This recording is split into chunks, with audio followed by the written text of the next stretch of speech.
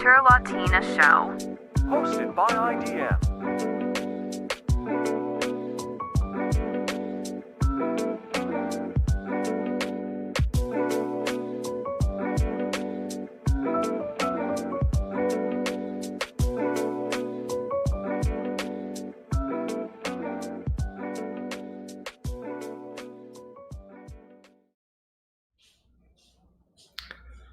And we are live. Hello, Nina. How are you doing? Hello, everybody.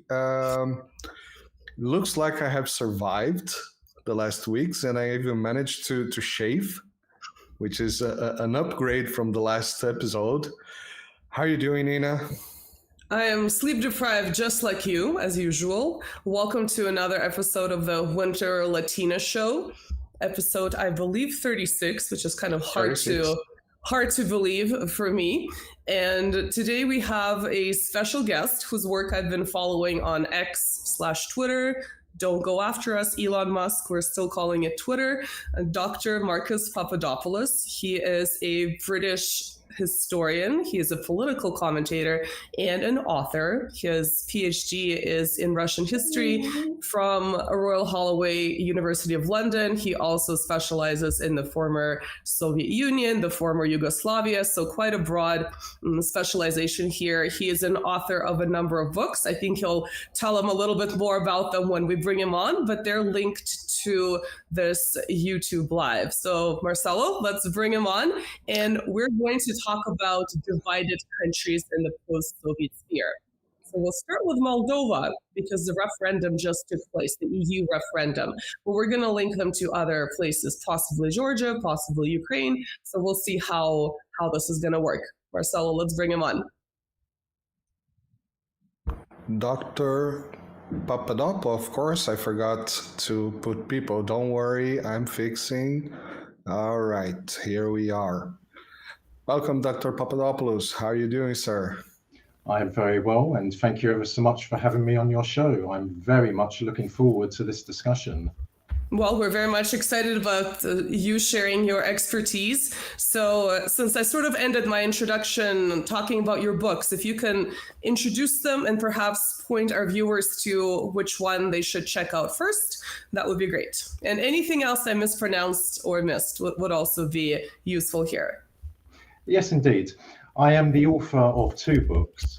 The first book was published in early of 2021. It is called Arise Russia, The Return of Russia to World Politics. It presents a history of how the Soviet Union gave way to the Russian Federation and numerous other Soviet successor states. And essentially, it is an examination of modern-day Russian foreign policy. My second book was published in late of 2023, and it is called Whitehall in Stalin's Russia, British Assessments of the Red Army, 1934 to 1945. In Whitehall in Stalin's Russia, I argue that British government assessments of the prowess of the Soviet military in the aforementioned period was vital to British strategic planning. And secondly, I argue that prejudices amongst British observers, in particular its military and intelligence observers, not only underestimated Soviet military offensive capability up to 1937, but also it resulted in a belittling of Red Army achievements during the Great Patriotic War. And also, I argue that the feelings of Russophobia, which were embedded in Whitehall, resulted in undermining the Anglo-Soviet Treaty of May of 1942 and the Grand Alliance. So I argue that one of the reasons that the Grand Alliance fell apart after the defeat of Nazi Germany in 1945 were the feelings of Russophobia within the British government.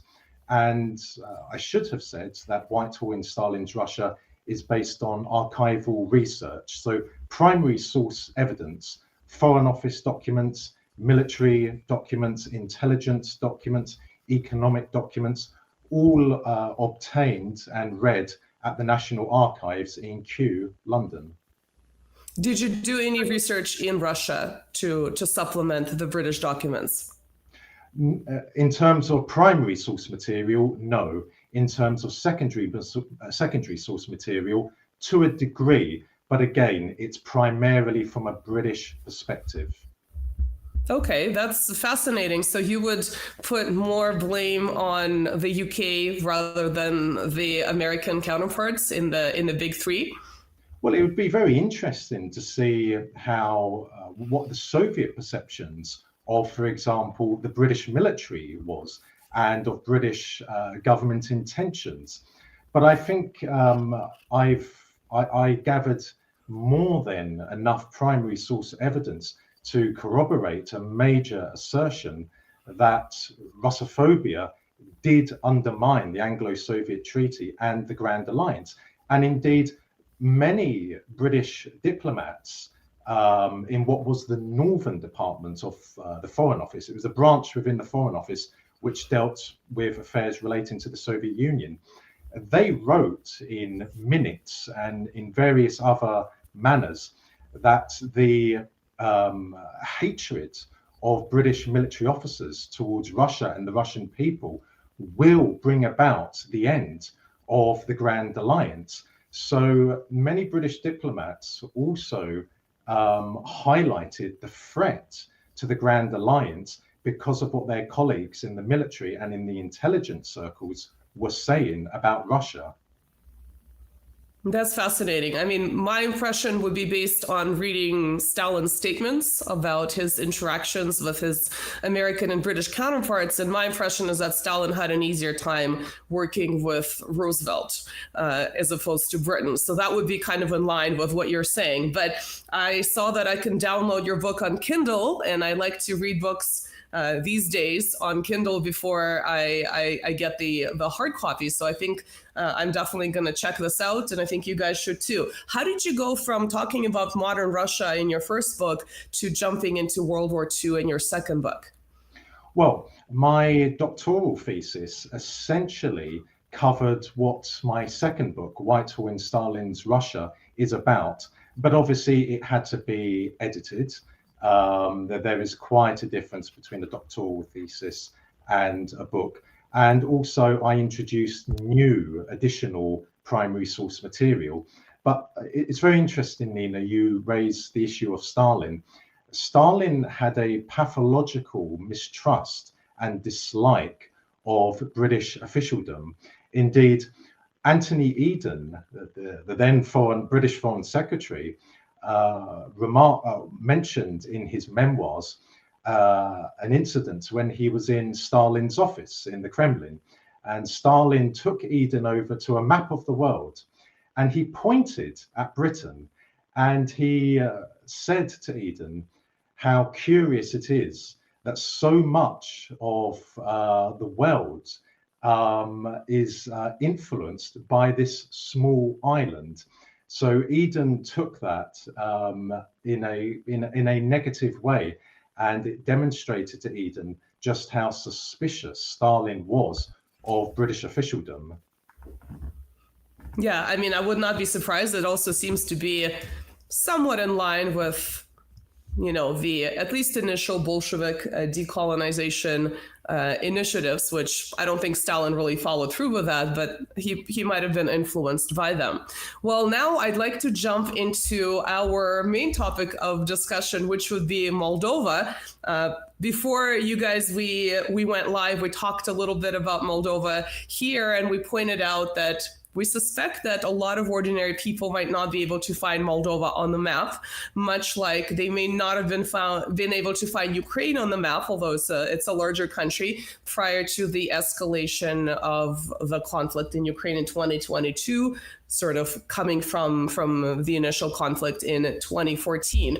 So I think to understand Moldova as a post-Soviet country, and also to understand this really, really close almost 50-50 results in this EU referendum, which in my opinion was manipulated very brazenly, from jailing the opposition to allowing the Moldovan diaspora to vote in some countries, but not in Russia. And the result is still very, very narrow and very close. I think this speaks to a broader issue in some of these post-Soviet states, where some people are in some ways still looking toward Russia, and some of them are Russian speakers, but not necessarily. And other people are looking towards the EU, even after the entire fiasco with Ukraine, which is obviously ongoing. And I think to do so, Dr. Marcus, we might have to look a little bit at the history of that country, especially for people who may not know much about it. Indeed. Please allow me, Nina, to set the scene. First of all, the Soviet Union did not collapse. Rather, the Soviet Union was dissolved. Collapse and dissolved are two very different things.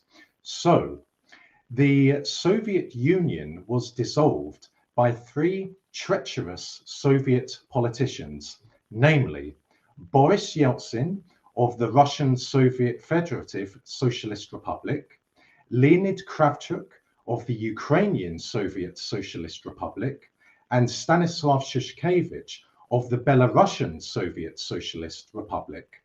Those three politicians ignored the will of the Soviet people, which had been expressed in March of 1991, because in March of 1991, there was a national referendum in the USSR in which the Soviet people were asked, do you wish to preserve the Union of Soviet Socialist Republics? 76% of the Soviet people voted in the affirmative, namely to preserve the Soviet Union. Now, the Baltic states, Moldova, Armenia, and Georgia did not participate in that referendum. The Baltic states chose not to participate because they did not accept Soviet jurisdiction over their republics. Moldova did not participate because there was internal ethnic strife in the republic at the time.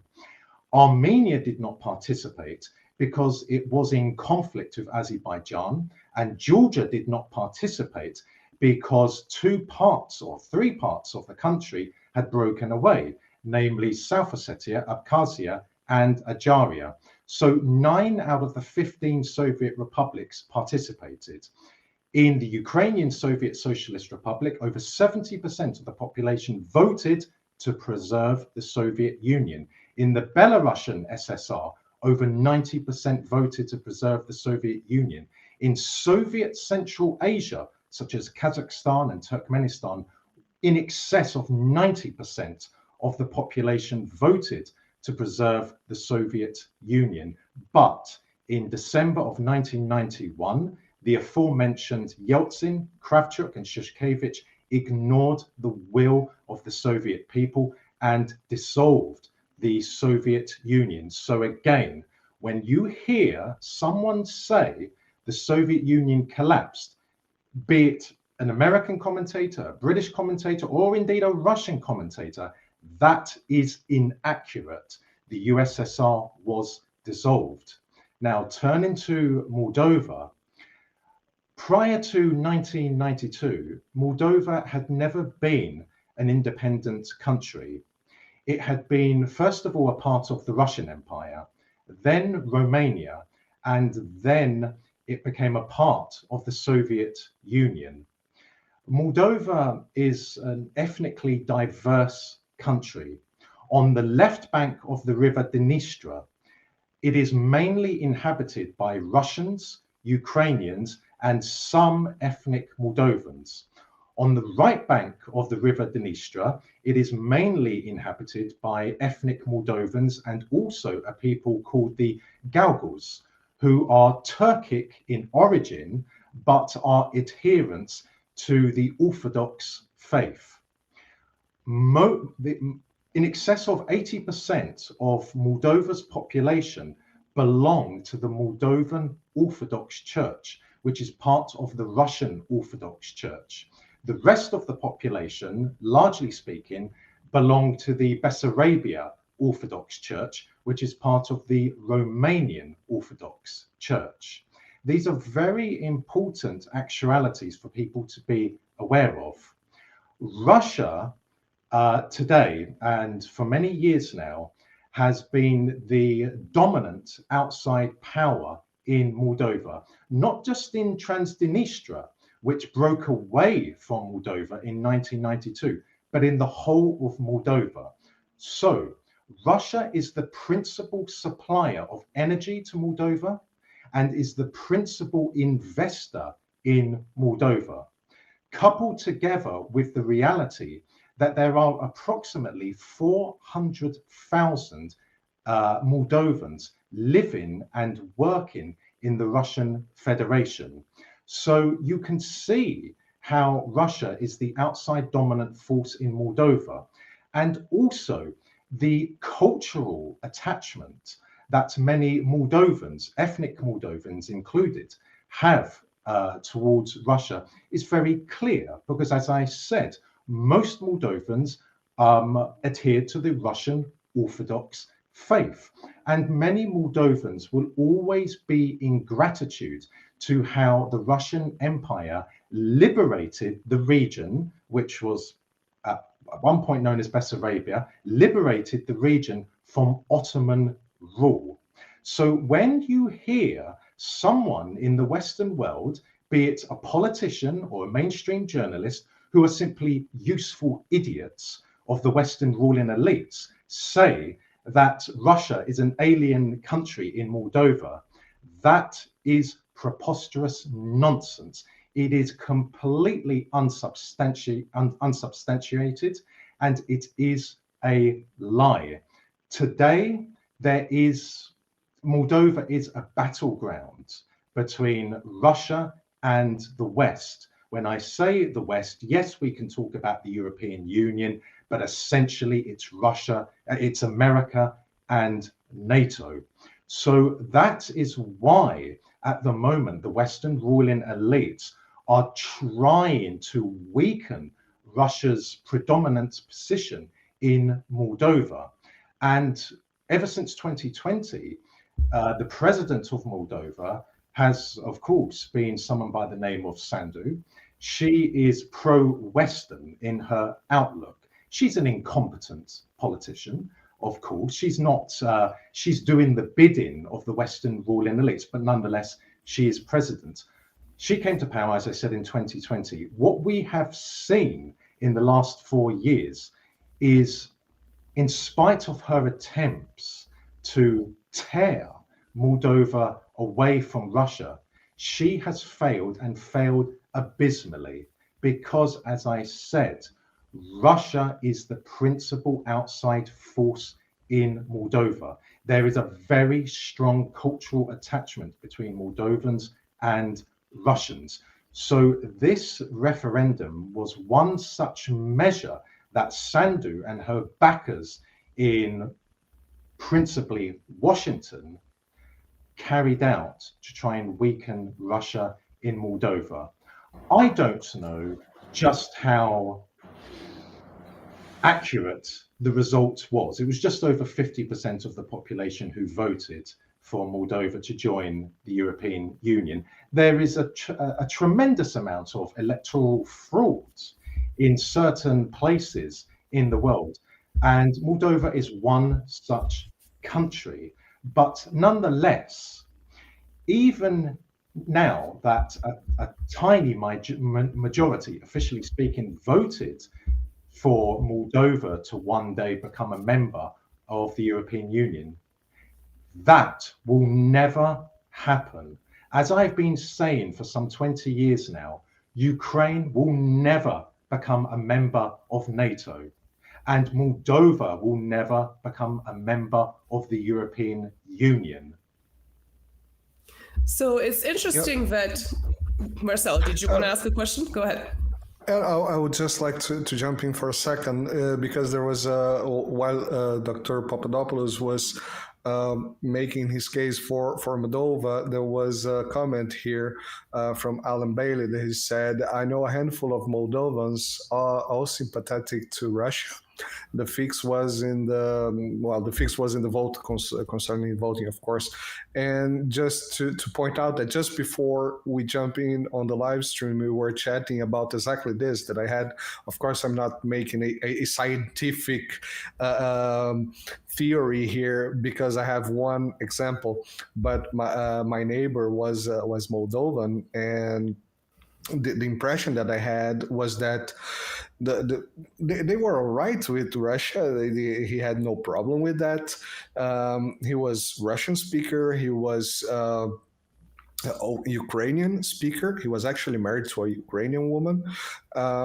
And as I was mentioning, the level of study, I mean, the type of basic study was mostly, for my impression of the people that I know from Russia and from other parts of the former Soviet Union, the level of study, of basic study, was very leveled. It doesn't mean if you're a PhD in high energy physics or you work in the construction, the level of basic instruction was very equivalent, and that was extremely interesting for me.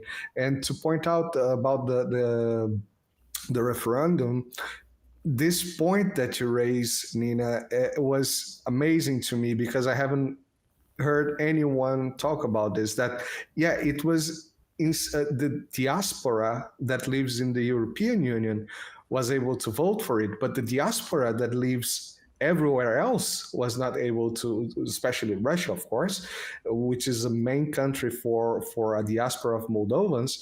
They were not able to vote for this or anywhere close to it.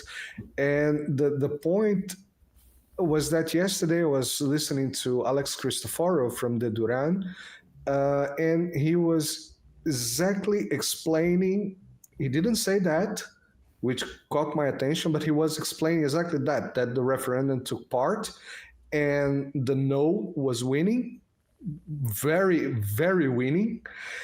And when the day changed and the diaspora was able to vote on, Europe, then the vote flipped. It was almost 56% against joining European Union, and then the day changed to the next day, and the diaspora voted, and it flipped to 51% pro. Plus, this is Dr. Papadopoulos mentioned that there can be some fraud inside Moldova, but we have also to remember that the way to fiscalize whatever is happening outside Moldova is much harder. I mean, people voting outside Moldova, it's hard to keep track of all the votes. You can just print votes. I know as a Portuguese, I receive here the paper to vote, and I don't know, perhaps someone is voting in my name. Yeah, I think it's the question of whether diasporas, especially those that have been living abroad for a long time, should be voting in the first place, I think is a difficult one because they don't really have that direct investment in the country. Yes, they may have some family there, but I as a Russian diaspora member living abroad, I can, but I do not vote in Russian elections because, well, it's kind of tricky, but also I don't have that direct investment, and I will not experience those direct consequences from my vote. we could obviously discuss the question of direct democracy in general, which is a little bit beyond the scope of this presentation. But that's one thing. Obviously, the fact that one diaspora is allowed to vote and the other diaspora is not allowed to vote is sketchy, to say the least, which you would not see that mentioned in the mainstream Western media coverage, maybe buried somewhere at the end of an article. But the one quote from Maya Sandu going around in all this coverage in the Western media is, quote, "Criminal groups have attacked our country with tens of millions of euros, lies and propaganda, using the most disgraceful means to keep our citizens and our nation trapped in uncertainty and instability," end quote.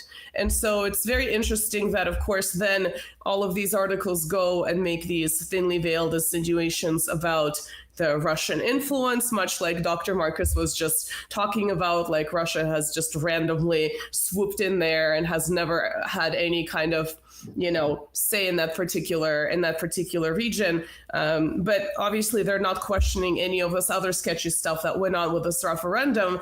And again, despite all these sketchiness, the results are very, very narrow. And even, Reuters and New York Times were forced to admit how narrow this European choice was. And I mean, we saw Ursula going on her X/Twitter talking about the Moldovan European choice, but we actually know that in reality, this is really not the case. So what I'd like to hear from you, Dr. Marcus, is whether you can draw some parallels to the Ukrainian situation. You just mentioned that Ukraine will never be in NATO. You said Moldova will not be in the European Union, but whether you can talk about that weaponization of certain elements of each of these two societies and what that turned into. America and Russia are the two superpowers in the world. Whether people like it or not, both countries must have an area which is close to their borders, which falls within their influence. So in the case of America, Canada falls within its influence. Mexico falls within its influence, and most of Latin America, with some noticeable exceptions, falls within its influence. That is the reality. That is realpolitik. Whether people like it or not, that is how it is. The same applies to Russia. Russia will not tolerate anyone attempting to gain a foothold in the former Soviet space. Now, the West achieved a foothold in the Baltic states, but that was at a time in the early 2000s when Russia was still reeling from the dissolution of the Soviet Union. If the Russia then was the Russia of today, then Moscow would have been able to prevent NATO or prevent the Baltic states from becoming members of both the European Union and NATO. But alas, that is water under the bridge. In regard to countries such as Moldova, or indeed Georgia, or indeed Ukraine, these are countries which are imperative to Russia's national security. The Americans objected profusely to when the Soviet Union deployed ICBMs in Cuba in 1962.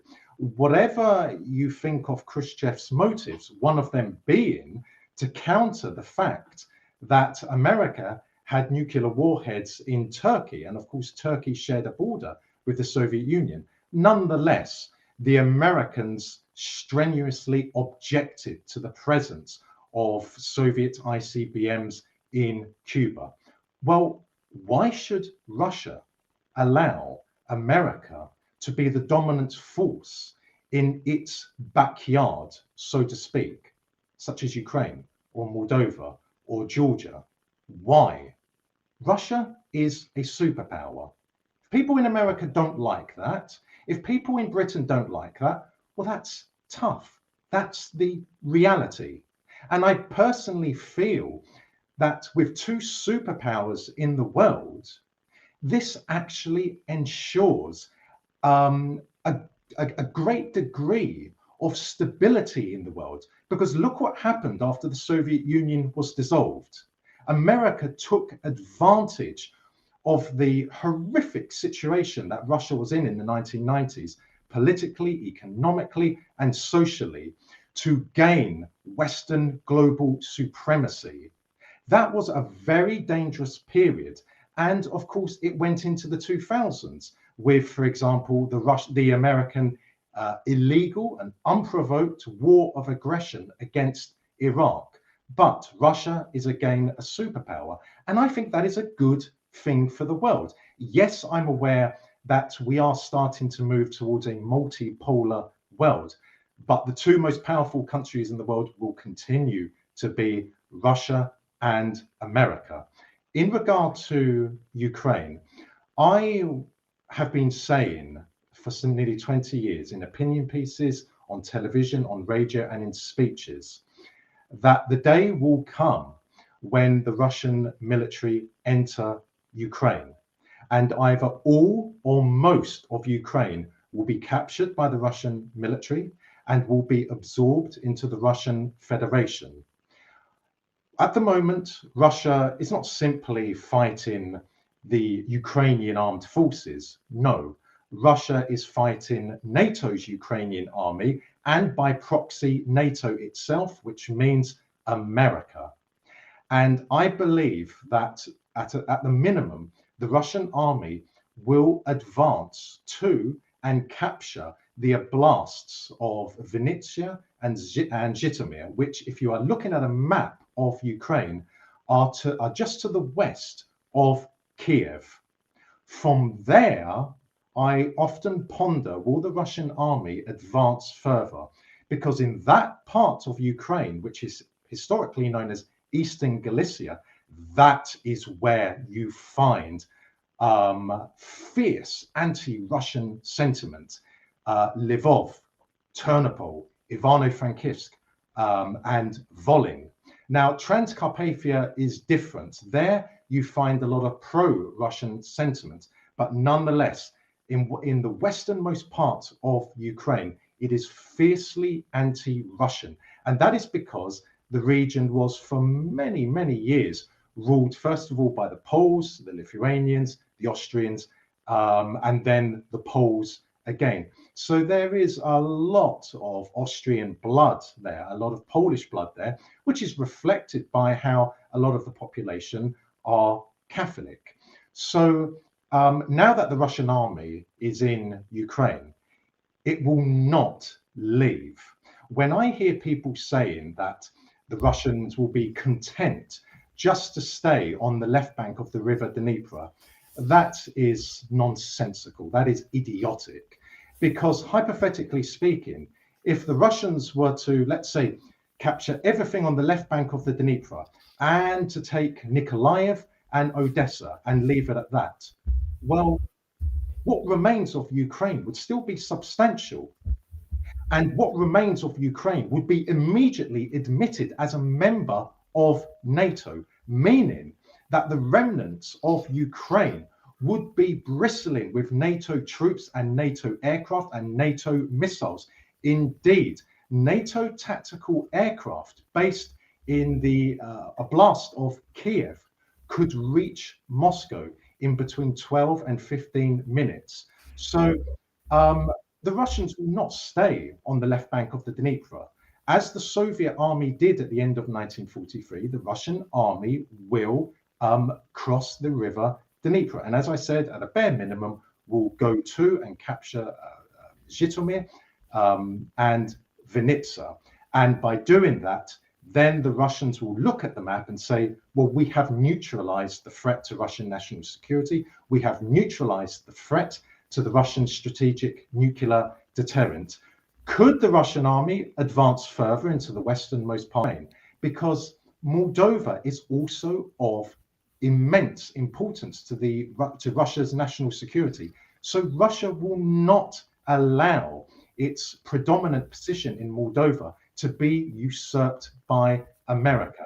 And the reality is this, Nina. despite pronouncements from the European Union about the result, the referendum result, it means nothing. They know that gone are the days when Russian influence and power in the former Soviet Union can be challenged. Russia cannot be expelled from Moldova. Azerbaijan is a country that the West in the 1990s, in the early 2000s, tried to get a foothold in at the expense of Russia. Well, that failed. And today there is a very close relationship between Baku and Moscow. Indeed, there is a close rapport between Putin and Aliyev. In Georgia, we see now a complete reversal from the days of Saakashvili, which inflicted tremendous damage on the fraternal relations between the Russian and Georgian people. Again, many Georgian people will always be grateful to Russia for having liberated Georgia from the Ottomans. Now, that's not Russian propaganda. If people think that is, I urge them to return to history class, assuming, of course, that they actually attended history class in the first place.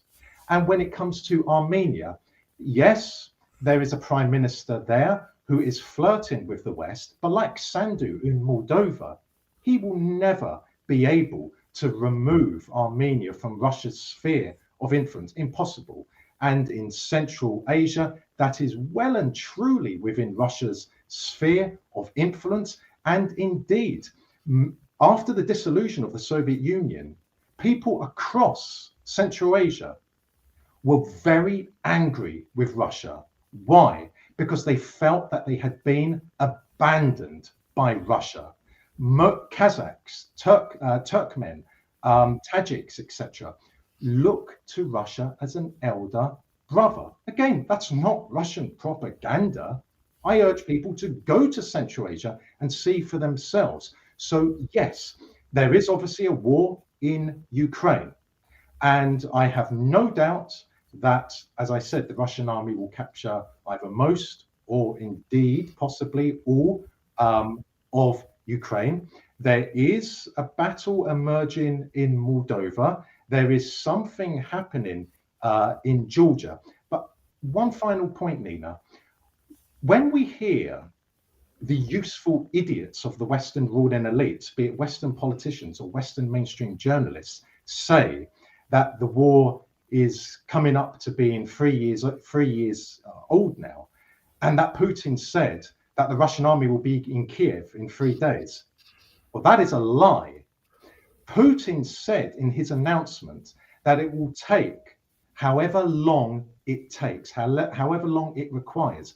I will tell you who said 3 days. It was Mark Milley, the former senior US Army commander. He said that he said at the beginning of 2022, if the Russian army enters Ukraine, it will be in Kiev in 3 days. Putin never said that. No member of the Russian High Command said that. It was Milley who said that. So we see all the time opinion pieces in American newspapers or British newspapers, or the lie being told on BBC News or CNN that Putin said 3 days the Russian army will be in Kiev. No, that is not true. Again, people don't have to take my word for it. Take to the internet, put in Mark Milley, put in Kiev, 3 days, and you will see that it is he who said that and not Putin or any other Russian official. Yeah, thank you for clarifying that. That's definitely an important point because it's made and then it's referring to, another article that made this point without really citing the original source. And of course, if Russia had been using American methods of carpet bombing, perhaps the timeline would have been a little bit different. We've all seen that Russia has been much more mindful of civilians to the best of its ability, and which is, one of the reasons why this war is taking a long time. But obviously, other commentators would position this as a war of attrition where it's a deliberate tactic beyond civilian concerns. So based on your summary, I have 2 questions, but they're unrelated.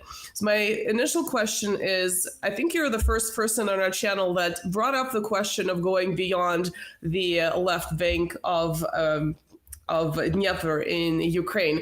And my question is leaving a smaller territory, the anti-Russian territory of Galicia, etc., is that not still leaving a problem of having this buffer state for NATO? It's going to be smaller, but it's still going to be there. My second question is unrelated, so let me know if you want me to repeat it once you answer the first one.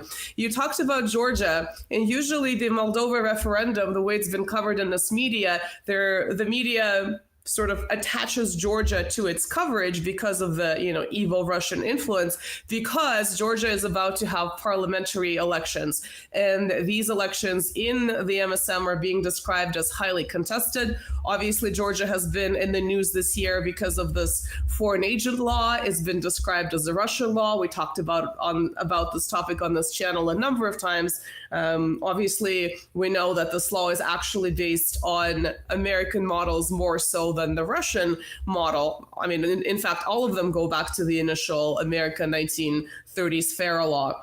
But what do you think is going to happen with the Georgia elections this weekend?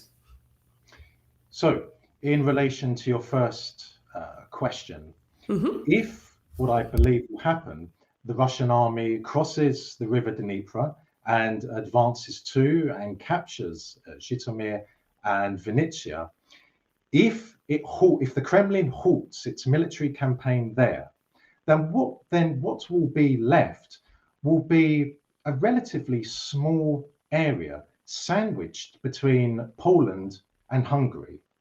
Look at a map. Look at Lvov, Ternopil, Ivano-Frankivsk, and Volyn, and Transcarpathia. And you will see that even if it was saturated with NATO troops and NATO missiles, it is far away from the Russian heartland. Yes, it would border the new Russia, because Zhytomyr and Vinnytsia would be a part of the Russian Federation, but it wouldn't pose a military threat. The Baltic states is a very different matter, because tactical aircraft, NATO tactical aircraft operating from the Baltic states, let's say Estonia, in a hypothetical war of the Russian Federation, could reach St. Petersburg within a few minutes. So no, if the Russian army advances to and captures Vinnytsia and Zhytomyr, and the campaign is halted there permanently, then Russian national security will be preserved.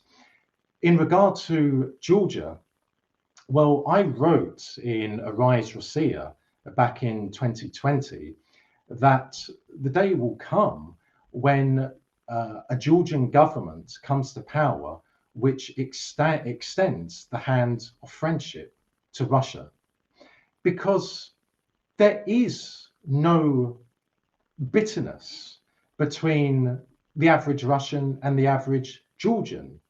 The reason why there was a war in 2008, in August of 2008, between Russia and Georgia, was because of that imbecile Mikhail Saakashvili, again, a trained American puppet who came to power in Georgia at the end of 2003 in what the West calls a color revolution, which in reality was a coup, no different to what happened in Serbia on the 5th of October of 2000, when Otpor overthrew President Slobodan Milosevic.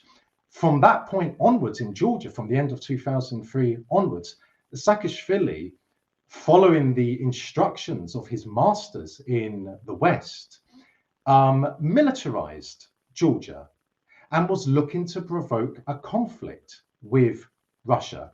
And indeed, Georgian officials today have said, and this year as it goes, that Georgia under Saakashvili instigated that war, that dreadful war in 2008.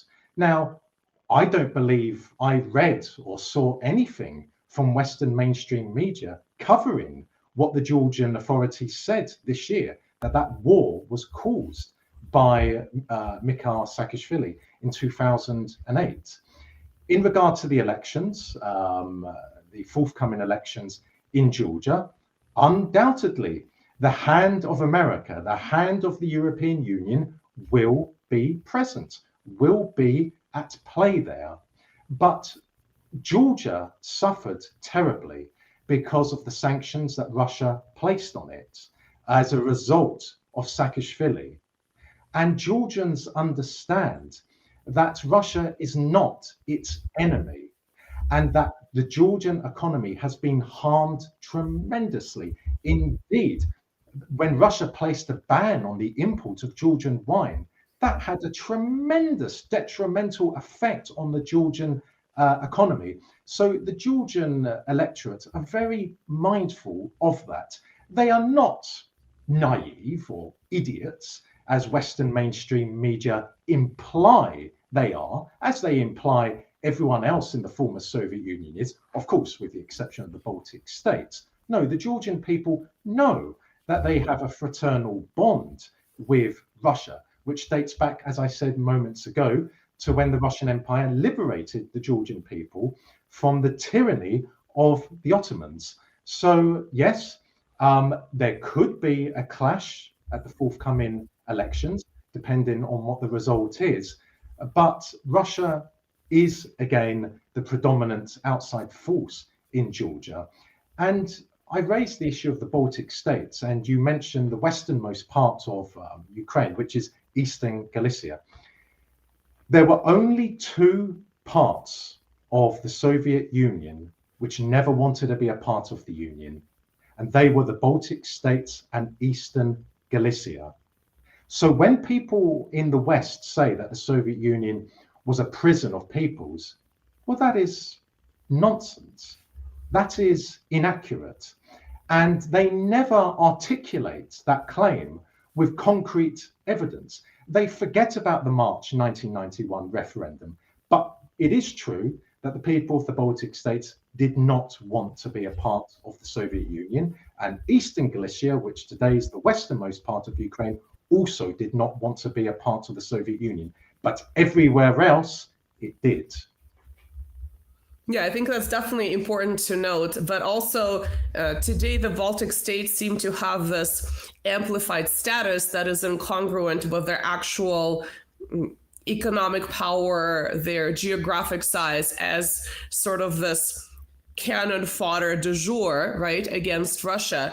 And I think it's important to mention that the Baltic states were ruled by other countries, by Denmark, by Sweden, by Germany. Russia is not the only so-called colonial power in the region, yet for some reason when we get coverage about these countries, that sort of seems to slip the mind of whoever is writing, because it doesn't seem to fit the narrative. I think the Georgia situation is interesting. I didn't realize that this report coming from Georgia was not in the Western media. I'm not surprised, but even immediately after that 2008 war, there was an EU report. It's been covered in places like Reuters, and it happened maybe a year later or so. It's still searchable. And they concluded the same thing, that the initial, one of my giant animals decided to visit. And the report concluded that it was Saakashvili that initiated the hostilities. Nonetheless, even though this was a report not coming from Russia, not coming from Georgia, but coming from a third party, it's barely mentioned these days. And it came pretty early after that war. So I think there's documentation coming from that as well. I'd like to jump back into... Go ahead. Just before we move away from Georgia, there's this fresh reports that are circulating from the last 2 days that basically Georgia was offered to start war with Russia and hold out for at least 3 or 4 days. That's amazing. You know, you go to war, you stay there for 3 days, and then you move away to guerrilla warfare and hope for help from the West. So this was according to Byzantina Ivanishvili, founder of Georgian Dream Party, a high-ranking Western official, made such an offer to Irakli Garibashvili, who served as Georgia Prime Minister from 21 to 24. And the quote was, "There are three or 4 million of you. They won't be able to kill you all in a few days." That's basically it. You go there, some of you will die, not all, because you're just too many for them to kill you in 3 or 4 days. Well, I don't know, but and go to war, die. That's a good idea for your country. That's perfect for you. No, I think it's not actually that new. The leaders of the Georgian Dream Party have been mentioning this at least for a year, saying that they were basically tasked with opening a second front against Russia to drain its manpower and its supplies. And they decided that they would prefer not to be fully destroyed in this conflict because they're obviously much, much smaller and capable than the NATO-trained Ukrainian army. But yes, it's very interesting to me how open these politicians have been in the media, and that information is accessible. Sometimes it gets translated into English, not always. And I think that does show you that change in direction from the Saakashvili, first decade of the 21st century of being as problematic for Russia as possible, doing his master's bidding. And of course, we know that Saakashvili has been in prison for a while. So that also tells you a little bit about the change of attitude toward his leadership in Georgia. And I would say that you would still see some anti-Russian sentiment coming from Georgians on the internet. We don't know if they're real people, of course, or bots, but I would say it's very typical of the loudest minority, perhaps, not representing the views of people who want not necessarily more Russian influence in the region, but just having normalized relations. Because again, it's a small country. Its industries are tourism, wine export, fruit, et cetera, and Russia was one of the major markets that would import these things. As a part Georgian, I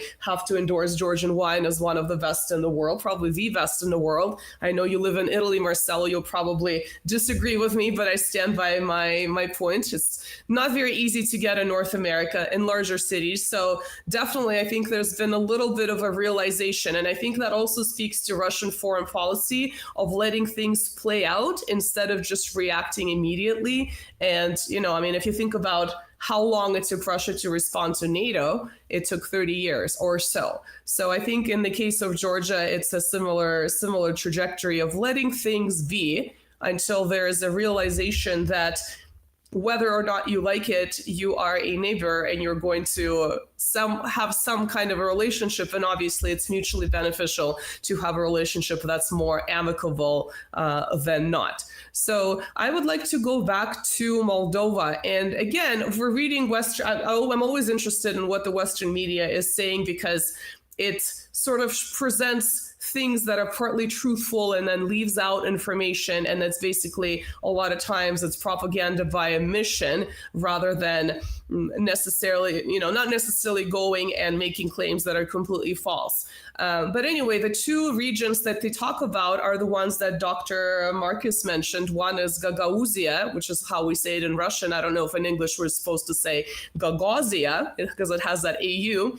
And that's the Turkic people that are Orthodox, and Western media describes them as pro-Russian, whatever that means. And then, of course, Transnistria, which is a, breakaway republic that's not really internationally recognized yet. But I was curious what your opinion about that is, whether those two regions are the most important in this brewing conflict, or whether it's the entire country. And specifically, whether Transnistria's importance is amplified, is it because of its proximity to Ukraine?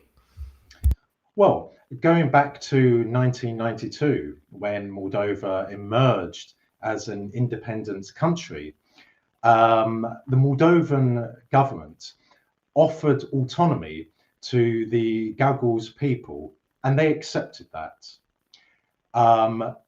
The people on the left bank of the Dniester, the Russians, Ukrainians, and some ethnic Moldovans, were also offered autonomy. But Tiraspol, the capital of became Transnistria, left bank of the river Dniester, rejected autonomy. That resulted in the war after Transnistria was formed, and then in the summer of 1992, the Russian army arrived and brought the war to an end. But the Russian government hasn't recognized Transnistria as independent, and there is a reason for that. In the 1990s, there was politically speaking, a strong pro-Western movement and a pro-Romanian movement in Moldova. And Russia was weakened. Its presence in Moldova was seriously weakened. That is why the Kremlin never recognized Transnistria, because if the Kremlin in the 1990s or in the early 2000s recognized Transnistria as independent, then Moldova, the Moldovan government of the time, would have redrawn its borders, would have excluded Transnistria, and then it would have joined the European Union and NATO, or maybe NATO first and then the European Union, and then Russia would have been in trouble. But by Transnistria remaining officially part of Moldova, with a very substantial Russian military presence in Transnistria, this enables, it enabled especially in the 1990s, but it still enables today, Russia to block any attempt by any Moldovan government to bring Moldova into the West's sphere of influence. And also, the Russian presence in Transnistria following the coup in Ukraine in February of 2014 increased. Why?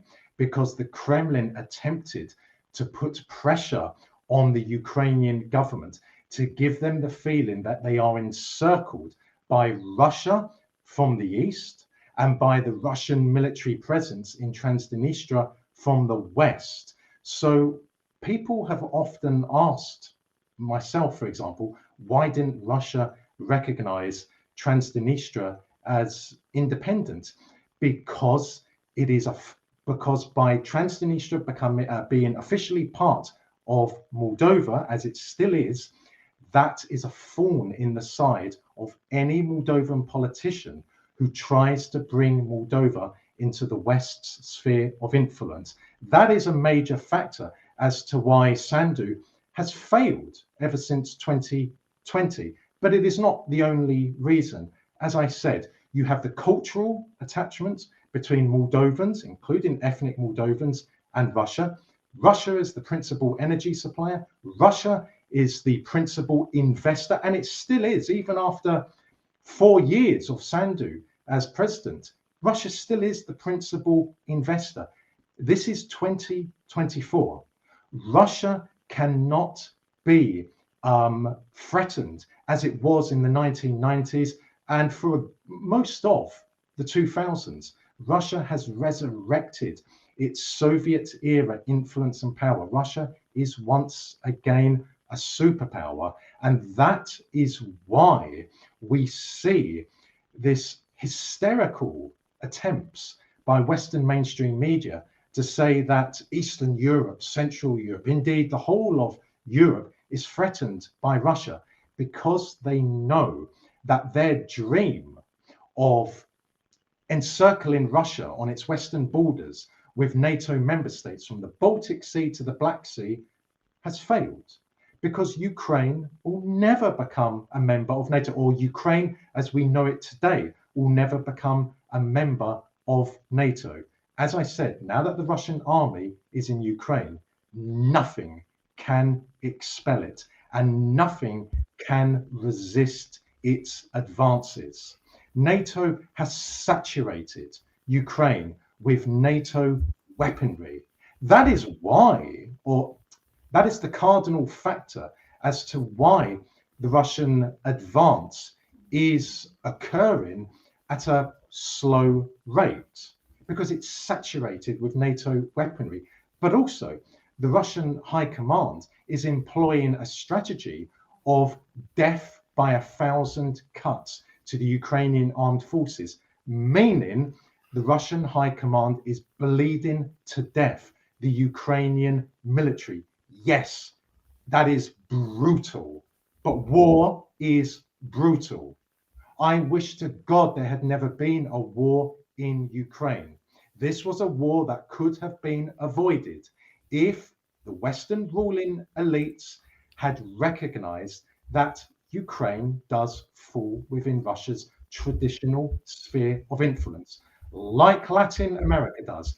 Let us not forget about the Monroe Doctrine, which the Americans still adhere to today, whereby the Americans will not tolerate any other foreign power in Latin America other than itself.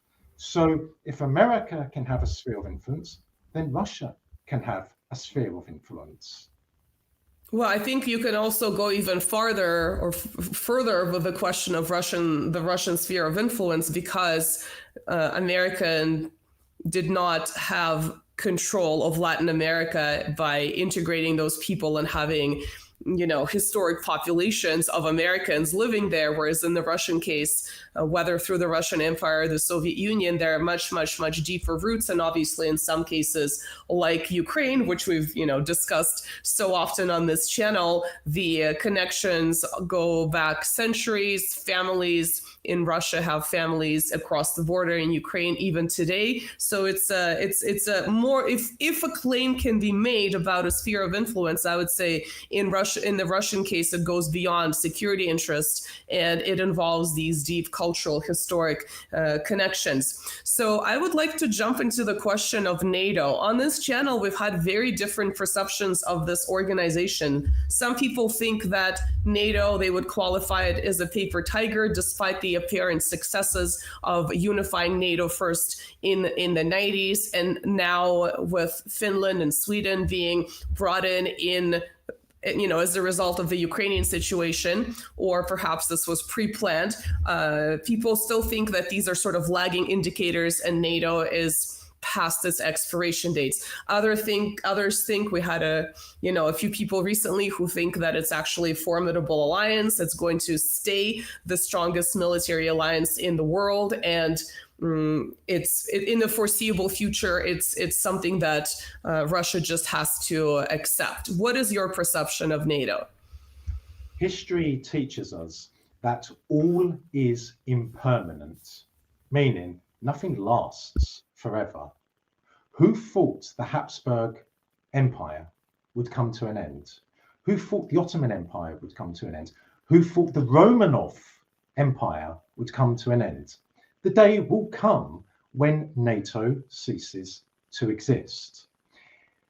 I should first of all say that during the Cold War, which began officially in 1947 and ended in 1989 when Bush Sr.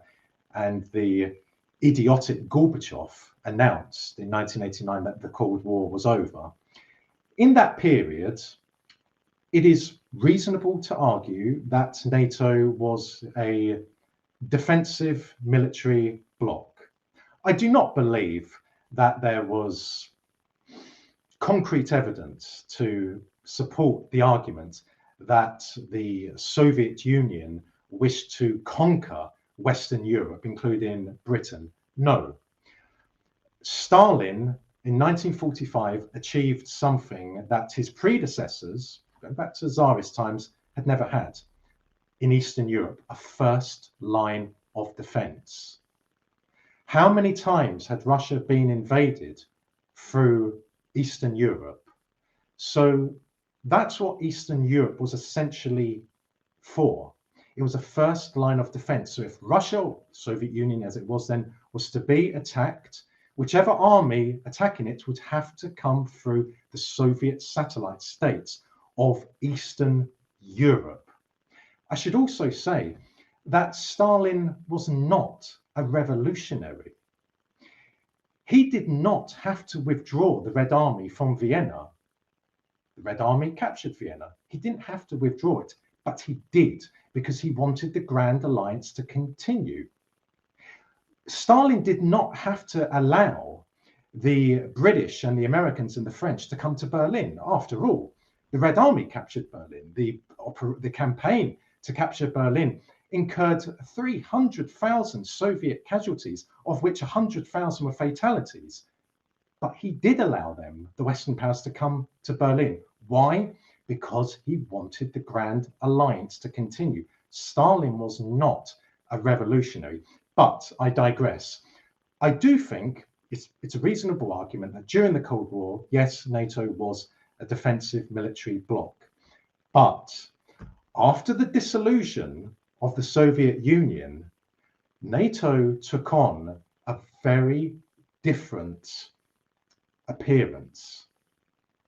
In practice, NATO became a weapon for ensuring American dominance of the new Europe, for example, with the Western Balkans, the former Yugoslavia.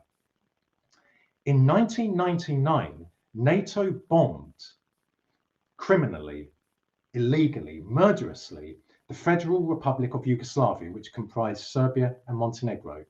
Now, any enlightened, level-headed human being knows that NATO's unprovoked war of aggression against the Federal Republic of Yugoslavia violated international law and the United Nations Charter. That is irrefutable. But how many people, Nina, know that by bombing, attacking the Federal Republic of Yugoslavia, NATO violated its own founding treaty? Specifically, Article 1 of the North Atlantic Treaty stipulates that NATO will never use force to resolve a dispute. And yet, in 1999, that is exactly what NATO did. So from 1999 onwards, NATO became an expansionist, aggressive, and a criminal military bloc. Again, I say to your viewers, you don't have to take my word for it. Just have a look at NATO's North Atlantic Treaty, specifically Article 1. Now, you asked me about the strength of NATO. America is NATO. NATO is America. No America, no NATO. Yes, there are some other powerful militaries in NATO, such as the French military, to a lesser extent the British military, but still Britain has a strategic nuclear deterrent, which of course cannot be sidelined. Poland has a strong military. Greece has a strong military. Turkey has a strong military. But that's about it. Montenegro? That's laughable. The Baltic states? That's laughable. Other countries, Belgium, that is laughable. Some of these countries may have a defense industry, but that's it. It is NATO is America. So if we are talking about NATO as a whole, then I would not subscribe to the argument that NATO is a powerful military bloc. But if we are talking about NATO being America, then yes, it is a powerful military bloc. When people say, whoever they are, that there could be a war between NATO and Russia, which will never happen, by the way, there will not be a World War III. That's just hysterical garbage, because there is what I call the elite of the elite in America and in Russia. People whom you will never see on television, people whose names you will never know. They have been tasked ever since the end of the Cuban Missile Crisis with preserving peace between America and Russia. They talk to each other every single day of the year. They are from the political elite, the military elite, and the intelligence elite. I'm not talking about politicians, and I'm not talking about generals in Russia or in America who you see on television. No, these people are anonymous. So there will not be a war.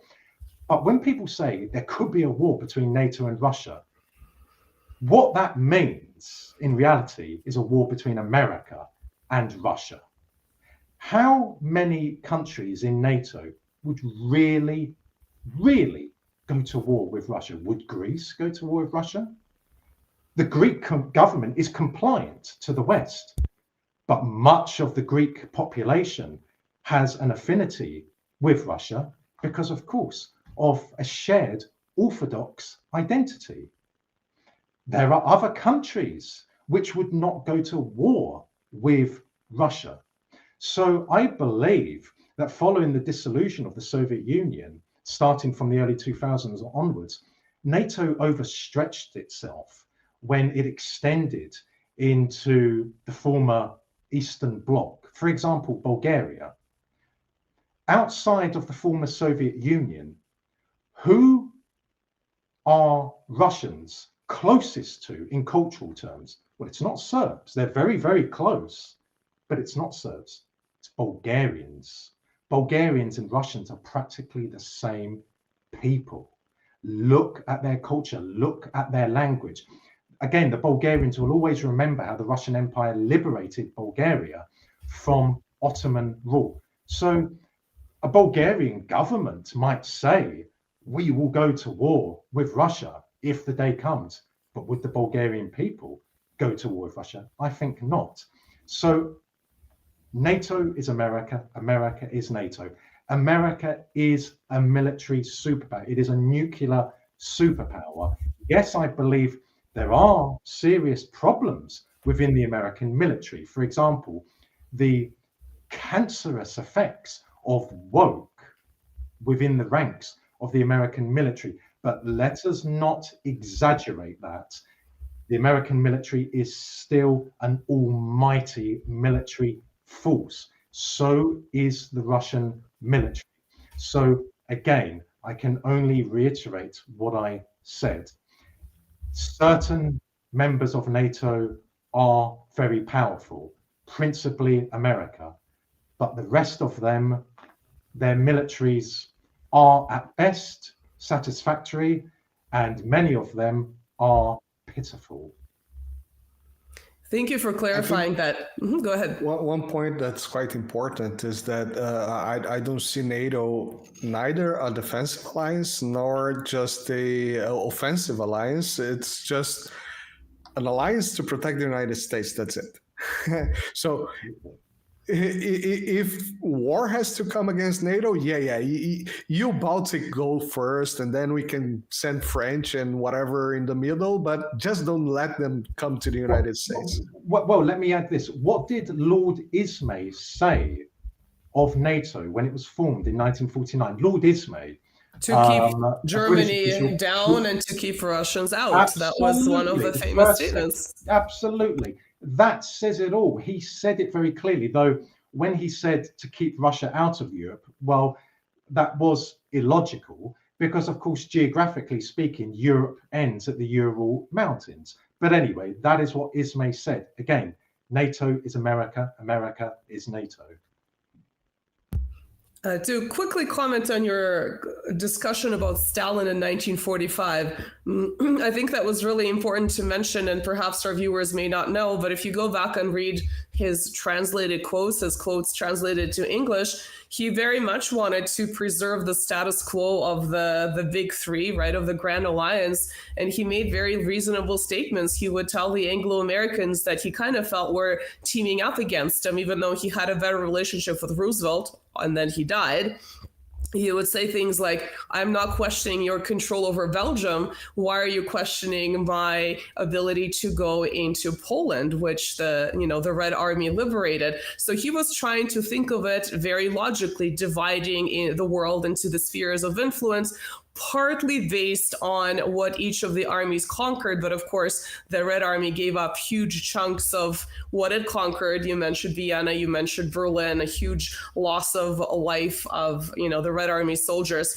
So I think that's really important to note, because Stalin was he was a very brutal ruler, but he was very shrewd and very intelligent and very reasonable when it came to dealing internationally in terms of foreign policy. And my question to you is then, is there any future with this NATO quasi-expansion into East Asia, with the rise of China, with obviously NATO is called the North Atlantic Treaty, but of course Greece and Turkey are not exactly in the North Atlantic.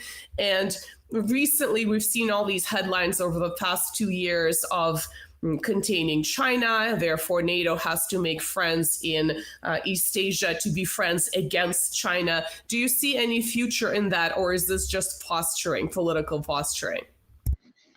Ideally, I believe that the Western ruling elites who rule, not govern, rule the Western world would like to expand NATO to the other side of the world to, as they say, contain the threat from China. But in reality, that will not happen. America will remain a superpower unless, of course, it collapses.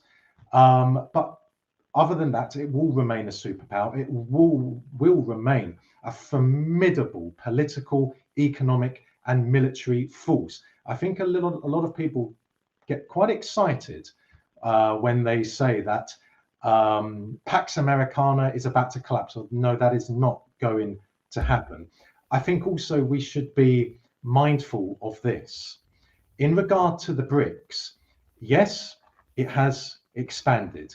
Yes, it is playing a cardinal role in ushering in a multipolar world, though America and Russia will always be the two most powerful countries in the world. But let us not exaggerate the importance of the BRICS. And let me explain why. All of those countries, such as China, India, and Saudi Arabia, have very, very close economic relationships with America. When people say that China and America are foes, they are gravely mistaken. Yes, there is political tension between the two, but the American and Chinese economies are entwined. If there was to be a rupture in that relationship, then the American economy would suffer enormously, and the Chinese economy would suffer enormously and probably suffer more. The Chinese economic miracle, and I am not, Nina, belittling the Chinese, but the Chinese economic miracle is largely based on its trade and investment relationship with America. Then you have Saudi Arabia. Saudi Arabia is an ardent friend and ally to America. Yes, Saudi Arabia is pursuing a relationship with Russia, but not at the expense of its relationship with America. Let's not forget, Saudi Arabia and Israel are the two main conduits for Western influence and power in West Asia, in the Middle East. Israel and Saudi Arabia enjoy an unofficial strategic partnership with each other. And then you have India and Brazil. Again, they have very close economic relationships with America and other Western countries, such as Britain, especially when it comes to India and Britain. So I don't believe, for a number of reasons, that NATO will be expanded to Southeast Asia, to the Far East. And as I said, there are a number of reasons for that. But again, I repeat, people must not exaggerate the importance of the BRICS. China is not breaking away from America, nor is Brazil, nor is South Africa, nor is Saudi Arabia, nor is India, and so on and so on. Well, I think it's important to mention that it's not about friendship, it's about mutual benefit. And at some point, that mutual benefit of working with the United States to the extent that these countries have been may be reduced. And at that point, the importance of BRICS may or may not be amplified because obviously we live in a very dynamic world. And my last question to you, Dr. Marcus, would be about how these divided countries, these post-Soviet countries, may be used in the future. We've all seen the RAND report, I can't remember if it's 2018 or 2019, that described all these countries in the post-Soviet sphere and the ways they can be weaponized against Russia to create all these numerous flashpoints along its borders. Some of them are playing out right now, some of them have failed. I know it's very difficult to make a forecast, but what is your hunch about the usage of these internal divisions in these post-Soviet states and how successful they can be to target Russia? On the contrary, Nina, it's not difficult for me to make a forecast. Excluding Ukraine, where there is an ongoing war, This is 2024. This is not the 1990s. This is not the 2000s. Russia is dominant throughout the former Soviet space, of course, with the exception of the Baltic states. Russia is dominant in Moldova. There might be a challenge, but Russia will not be expelled from there. Russia will not be expelled from the South Caucasus.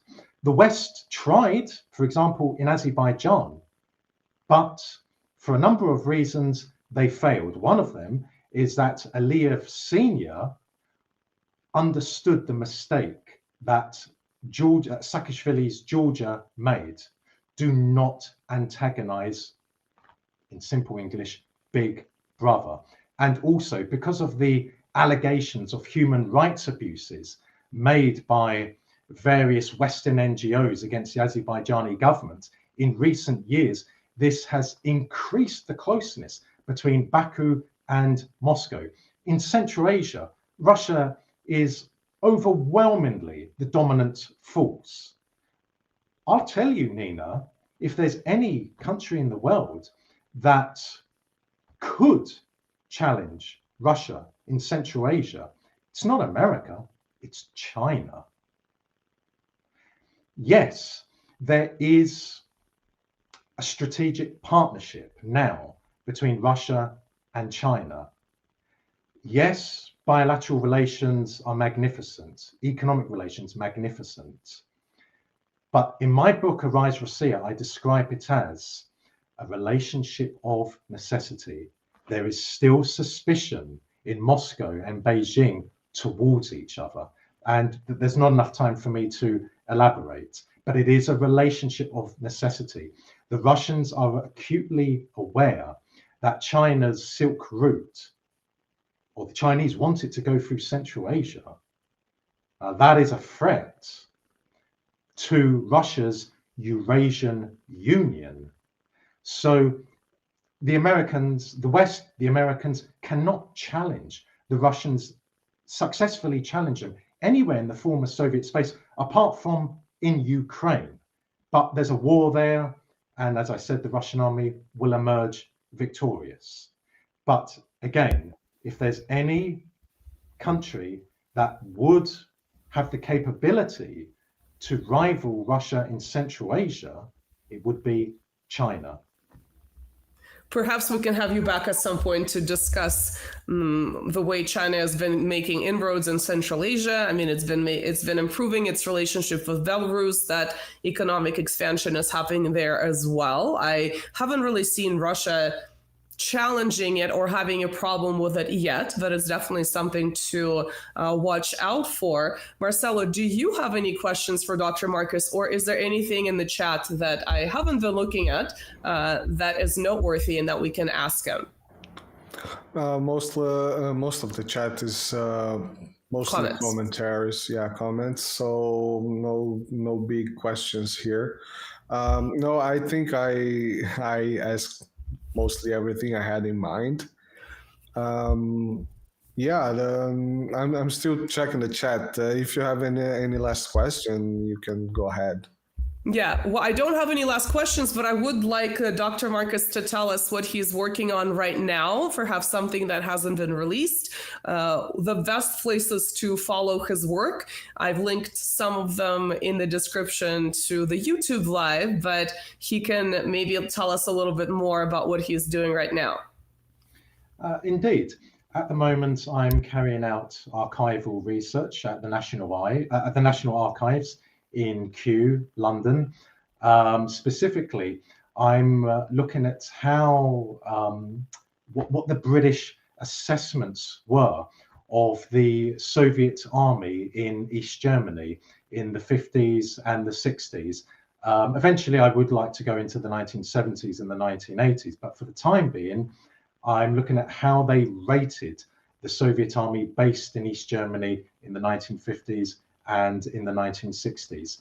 And I'm very much hoping that that will result in me writing a book in the foreseeable future. Also, I'm tentatively researching a battle which occurred in early 1944 on the Eastern Front at a place called Korsun, which today is in Ukraine. It was a very brutal battle between the Wehrmacht and the Red Army. There is no account of this battle in the English-speaking language, in the English-speaking world. So I am hoping to rectify that.